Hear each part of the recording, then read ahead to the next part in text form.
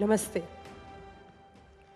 As grateful daughters of this land, this ancient civilization, Bharat, which has bequeathed to us in extraordinary legacies of learning and knowledge that continue to exist and grow unbroken over millennia. From Gargi and Maitreyi to every Indian woman today, she leads not just this nation, but the very world. Charting her journey across many, many different genres of learning, she continues to guide this nation and the world in what it is meant to be. She is Shakti, the core of Bharat's growth story. Shakti, that is the essence that is powering Bharat's and India's Atmanirbharata. Today, it is indeed an extraordinary honor and privilege to welcome someone we have all grown up admiring for decades. Someone who is the epitome of Stri Shakti, the epitome of Netritva Shakti, the Honorable Union Minister for Women and Child Development, the one and only Smriti Irani ji. Welcome, namaste. Dhanyavad. Your incredible journey is one of focused pursuit of dreams that are beyond the purview of the average middle class. Your story is rare and an uncommon template for an average middle class young girl child. Ma'am, what lessons can a young girl learn from your amazing story? I think it's time we stopped asking women what other women can learn from them. The question should be turned around, what can men also learn from women? Because I've never been on platforms where men are asked by fellow gentlemen, what can young boys learn from you? And I think in that question resides this belief that women do not have the capacity to consume knowledge from their environment, from life experiences. Women do not observe, and hence women will only be in a position to receive an understanding of a life circumstance if they are told through somebody else's experience. We never denote men as such.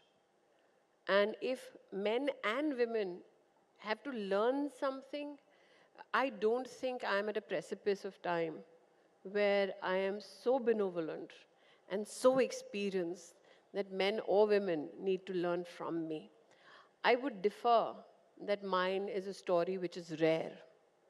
I think the difference is mine is a story which is told. My struggles or my challenges or my achievements are not mine alone. There are many women in this room who have gone through different circumstances, reached their goals. The only difference is I sit in front of the camera, you sit behind it. Netritva Shakti also means extraordinary humility, and she typifies that. No, I'm not a humble person. And why I differ on it as well. When you see women come on stage and they accept a certain amount of achievement, the tag humility is insistently attached to them. For if you're not humble in achievement, you're probably not feminine enough. However, this disposition is not expected of a man. So I beg to differ. Okay. I am very, very vocal about what I have achieved if I find such a platform. And I believe that if I have to indicate anything about my persona, that is the one aspect I would like to indicate. That I can be happy about the fact that I'm ambitious, not shy about it, not feel guilt about it. I can speak openly about the fact that yes, I have achieved on my terms and not subjugated myself to anybody else's will. I think it is extremely important to say so because we have seen a time in our society where if a woman is extremely boisterous about her achievement, again, it is presumed that she is not feminine enough. So any platform you find, to speak about your achievement, speak without guilt, Yes. speak with your head held high. Humility is very natural to women. Thank you.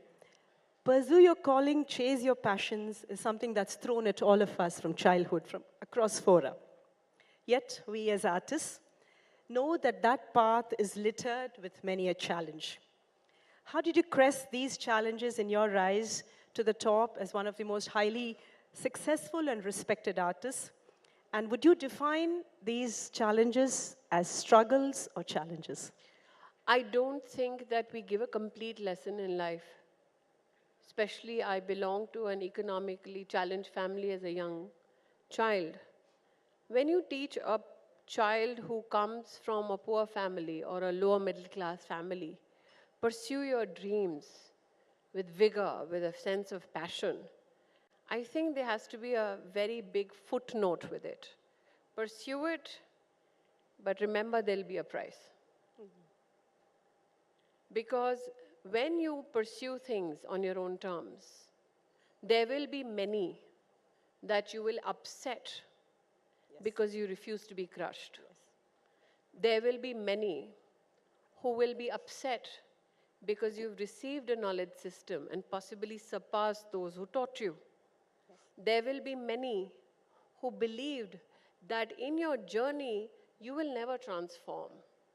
I'm sure many women in this audience today, and I know a few of them, have had a juncture in their lives when they're told, "Aap aise nahi the, jab aap pehle mile the, tab aap alag the." As though it is a crime to transform. It is a crime to find more confidence, more joy. So I believe that when you teach a child, boy or girl, the art of pursuing a goal, you need to instill in them the common sense that for every decision and choice you make in life, there will be a price to pay. That price may be paid with your patience, that price may be paid with your reputation, that price may be paid with your peace of mind. Nothing comes free. To me, Smriti Irani ji epitomizes the power of laser sharp focus. I thought it was a laser sharp tongue. It's something that I see, that we all have seen her bring to every aspect of our life. In these days of easy distractions, growing and nurturing that power of focus is a learning that all of us can take back today, a takeaway. I think because I've learned very early that there is a price to pay, hence there is an understanding that what are the distractions that price extracts. Women, when they are young, are told that if you reach a level of achievement, all your problems will dissipate. I see my senior colleague Tessie Thomas in the audience today. I remember, and with your permission, Tessie, I'll say this today, when I became Minister Education, I remember walking into the IIT Council meeting. The room was filled with male scientists, and some of the most acclaimed ones. Tessie knows it, I know them, we won't name them. When I walked in, I looked around and I said, "Where are the female scientists?" They looked around and they told me, "Well, you fill the female slot." I said, "But I'm not the scientist, I'm the politician." They said, "Well, we didn't have good enough women to fill the room." This is some of the most celebrated male scientists in the country in the year 2014 when I became Minister Education. I walked out of the room, I excused myself for a phone call, and I called Tessie Thomas. For the first time in my life, I spoke to her, the missile woman of India. And I said, "Madam, I'm so-and-so. I have a request. Would you consider becoming the first chairperson of the IIT Council?" And Tessie literally choked. And I'll never forget those words. She said, "You thought of me." A woman who could make missile systems in my country choked because I thought of her. She was a natural choice. The fact that this woman was not in that room spoke volumes. It's not that women of merit didn't exist. It is that somebody needed to open the door to such rooms and say, this is as much yours as the men in your field. So, my belief is, if you reach a particular position of excellence or achievement, remember there is a generation of women before us. Yes. The generation after mine is comparatively luckier. Yes. The generation before mine could never speak of equity, though there was much conversation around equality. Because if they spoke of equity, they were termed activists wherever they were at. कि ये नेतागिरी कर रही है. And so they did not want to pay that price for their careers. And today it's incumbent upon women of my generation and the generation that comes after me to recognize the women just before my generation so that they find their place of respect in society. In fact, a small personal anecdote. One part of why would you have focus is also to remember you're not the only one struggling. Right. Well said. Women, if they achieve, their struggle does not end. Their response gets more nuanced.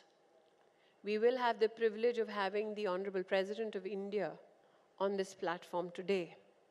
I would highlight to this august audience that even after becoming the President of India, the Supreme Commander of the Armed Forces, she was subjected to humiliation in politics. Yes. So just because you become an achiever, that doesn't mean your challenges end. That is the fairy tale we need to stop selling to young girls. In fact, my personal anecdote is I'm from the Indian Railway Traffic Service of the 87 batch, and I burst through a very male bastion to become the first woman officer in South Central Railway. And they said, sir, to me for 2 months. So, as a dancer, I live by 3 words: practice, practice, and practice. And that is how what I dance on stage, that glamour is covers all the sweat backstage. So what is the secret to the brilliance of oratorial skill, sharpness of mind and memory that is Smriti Irani? As far as my oratory skills and comebacks go, I practice a lot on my partner. Here, here. But I think what is also inevitable Yes. is the need to highlight the necessity to read. We have now necessitated in the digital age accumulation of knowledge through devices. But everything that Google has is not sacrosanct. We also need to recognize we have knowledge systems across many dialects of our country. We need to recognize that while I will get much information from the smartphone, there is also a human value to communication. There is also a deep sense, and I think as somebody who has consistently desired to become better, there is a need to ensure that you keep competing with yourself. I do not ever position myself to compete with any other individual. Right. Because that then becomes a standard which is very obvious. Yeah. If I am in a position to do something better, learn something better today, I will look for that opportunity. For instance, my day began with the Indian Publishing Federation. Okay. Now, that is not a part of my administrative ecosystem or my constitutional mandate. It's a different entity altogether in our country, which employs 1.2 million Indians. I'm not the Minister Publishing. However, I'm meeting these people who have spent years dedicating themselves to printing and publishing of books. Yeah. Now, that is the most unnatural thing for me to begin my day with. But there is limitless opportunity to educate oneself. So I think if you keep looking at new avenues of gaining knowledge, you stay razor sharp. You come from 2 very different workplaces. You were at the top of your career, you gave it all up, actually to get onto the shop floor of politics. And obviously, there is a whole lot of learning that you probably bring from the artistic space to the hustle and bustle of politics and governance. Well, I must here give a very humble disclosure. Even when I was in the media, I was mostly a union leader. So I've had the privilege of serving in the Writers' Federation. The camera people that you see behind, we are called the Allied Workers Union. So I was a part of their union as well. The Jimmy Jip that you see, I was a part of their union as well. I was a production union person as well. So yes, my union bazi and activism was also So you brought that. reflected behind the camera as I cried my way to the bank.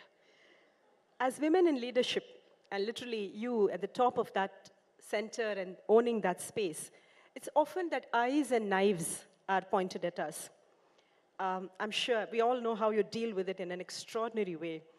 What is your advice to youngsters entering the leadership space? And of course, these eyes and knives, I'm sure it bothers you.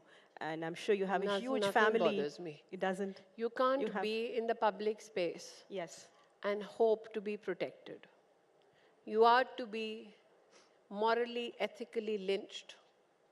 If you're a female who has made a considerable political impact, and especially if you're one Amethi, you have to be ready to be stripped of all your dignity, because that is the way they hope you defocus from issues. Right, right. And once you understand that strategy, everything else falls in place. Fantastic.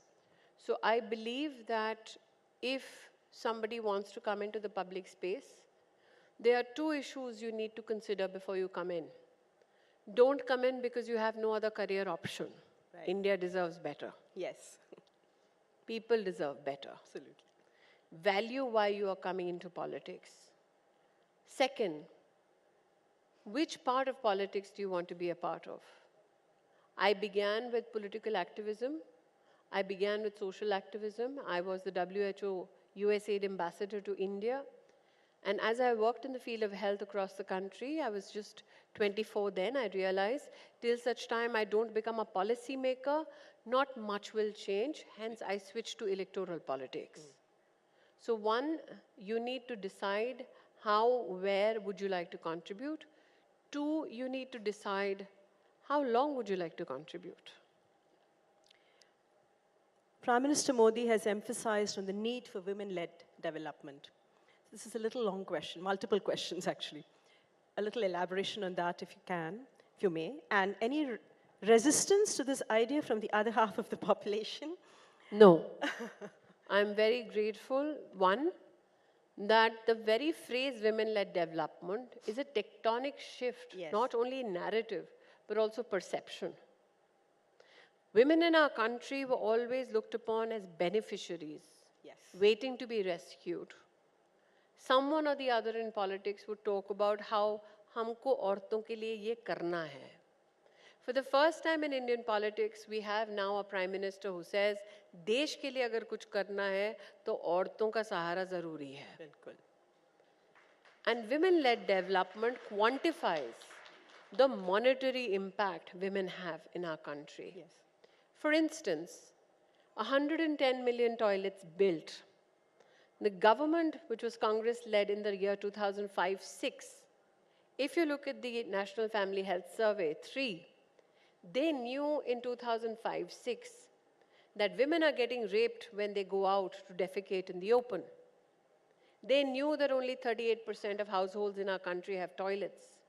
They knew in 2010 that the World Bank says that 6% of your GDP is taking a hit because of lack of sanitation. Nobody did anything. And building toilets has never been politically glamorous. No woman in our country has ever walked up to a politician to say, please build me a toilet. Exactly. Now, 110 million toilets get built. You ensure enhanced, dignified means of starting a day. 230 million bank accounts get opened. 200 million women get mudra loans. Before 2014, many people said women cannot start businesses because they have no access to collateral-free loans. When mudra came, nobody said it's a loan for women. It was actually not gendered. It was for men and women. And it was not just happenstance that 70% of the beneficiaries turned out to be women. Now look at it from a rural point of view, or look at it from an urban slum point of view. Imagine a woman sitting in some village or in a jhuggi jhopri, drawing up a business plan, going to a bank, convincing the bank that they can service the loan, take the loan, service it, grow their business, give the money back. NPA for women who take loans from bank is less than 2% compared to men. We are doing far better. We have proven now financially that we are better investments.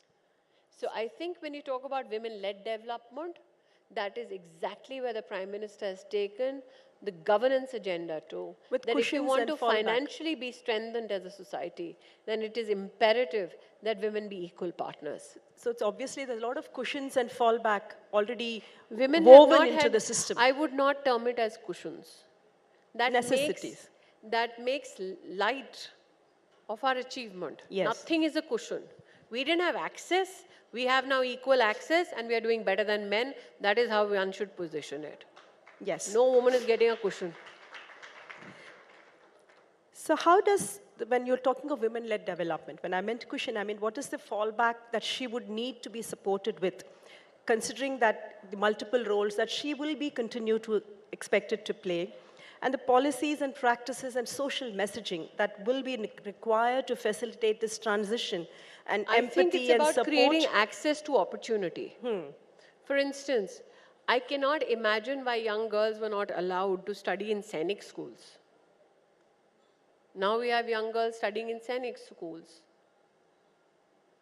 We have women now in the Permanent Commission. We have women now who are launching our space programs to Mars or Chandrayaan. These are not women who just happen to be now contributing. These are women who are waiting for that opportunity at that high table. So I believe that when you talk about what is the social change, I mean, Tessie and 3 other scientists joined us recently at the G20 summit for women ministers in Gandhinagar. And the G20 partners were aghast. They thought that a prima donna in all scientific gear is going to walk in as the ISRO face. And suddenly, it's very quietly walked in, Tessie, and then Ritu walked in, and everybody else walked in, and they were like, these are the women who went and did this remarkable thing at Mars. We said yes. So I think there is this perception that if it is a female who's launching rockets, then she wouldn't be this 50-something lady in a sari. So I think those perceptions are now slowly changing, and I'm very happy. Because I've always said this, that modernity is a state of mind. It is not a dress code. Yes. And the fact that Indian women are doing well in science and innovation is something that makes me extremely glad. In fact, you would all be happy to know that the incidences of women now enrolling in PhD programs in our country has gone up by 99.5%. Wow. Fantastic. So coming back to Smriti Irani ji, what is your core strength? Not core competency, core strength. Your one fallback that has never failed you. Is it I have no Ganapati? fallback. Is it Ganesha that you and I are wearing? I have no fallback. And that is my strength. Okay. That you have no option but to succeed. Because if I was comfortable, I wouldn't be here today. So anybody who thinks you need this cushion, this fallback, you aren't going anywhere. Is that your core strength, that you have no fallback? I guess it's different for me because I come from a poor background. So no matter how much I achieve, no matter how much money I make, I was one of the highest paid actors in this country. Yes. The chip on the shoulder will always be there. Yes. So the secret to my success, I have no fallback plan, no fallback person. I just have me. As India enters a revolutionary phase of women-led development and onward in her march towards a century of independent India, what would be the 3 brief, most important advice you would give the young? I began again. Nobody takes advice, especially young women. I will only have a request. Okay. As has been enunciated by the Honorable Prime Minister yesterday. We are at a time in our country's history where we can catapult to new achievements in new areas for a greater good. Wonderful. We cannot afford to lose this opportunity. We cannot afford to be pushed back. We cannot afford to be segregated in silos. We cannot afford to lose focus. It is a national ambition now. Right. To be in the top 3 economies of the world. It is a national ambition now to ensure that per capita income increases. It is a national ambition now to ensure that in green hydrogen, in artificial intelligence, in reading, writing, we become one of the most sought after societies in the world. Fantastic. And this is the time to ensure that we as women ensure that that national ambition for a global good is recognized. So fierce, she is. Feisty, she is Stree. Fiery, Shakti. Fearless, Smriti Irani. Ladies and gentlemen, put your hands together for the one and only Smriti Irani. Ladies and gentlemen, put your hands together for Smriti Irani ji and also Ananda Shankar Jain ji. And if I may have the honor of presenting something to both our guests, some role that he can play today, right, on Shri Shakti. Ma'am, this is for you. Thank you so much. Thank you. And this is for you, ma'am. Thank you, ladies. Thank you so much. Ma'am, can you please come together for a nice picture? And can I just bomb this? Yeah. Thank you. Thank you so much. Thank you so much, ma'am. Thank you. Lovely. Did you enjoy the conversation?